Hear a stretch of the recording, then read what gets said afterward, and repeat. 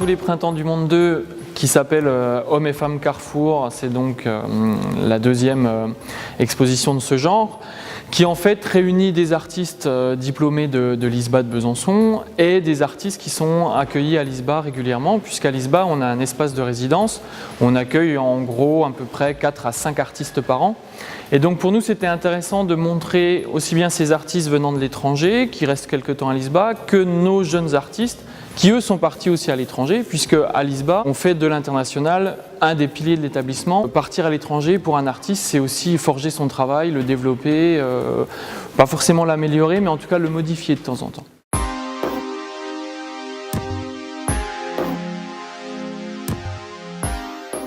Souvent, comme c'est des pays avec qui on travaille en coopération, c'est souvent aussi des pays où sont allés nos étudiants, nos jeunes artistes. Donc on retrouve par exemple le Japon, on retrouve la Côte d'Ivoire, on retrouve le Costa Rica. Et donc on a comme ça aussi des dialogues d'œuvres d'artistes de l'ISBA qui ont produit là-bas et de résidents qui sont venus ici et qui ont produit ici aussi. Et on a un fort partenariat en Asie, du Bangladesh à la Chine en passant par Taïwan. On a l'Amérique du Nord aujourd'hui, on a une grosse partie de l'Europe avec la Grèce, l'Espagne, l'Allemagne, la Suède aussi. Et puis là, un des tout récents partenariats, ce sont des partenariats qui se dirigent vers l'Amérique du Sud et l'Amérique centrale. Donc là, on a une forte présence du Costa Rica parce qu'on a un résident en ce moment qui est présent à l'ISBA et puis on a une ancienne élève qui a beaucoup travaillé là-bas.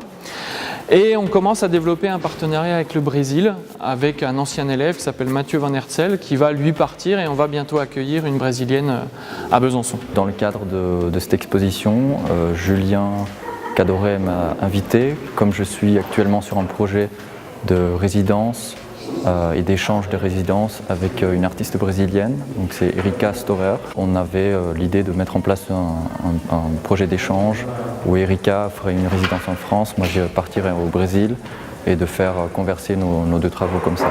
Donc l'affiche qui est derrière moi, c'est un ensemble de textes que j'ai écrits les derniers mois. Ça parle beaucoup sur la condition de l'artiste aujourd'hui, de devoir accumuler plusieurs travaux alimentaire à côté du boulot d'être artiste entre guillemets. Erika fait une performance pendant le vernissage avec moi.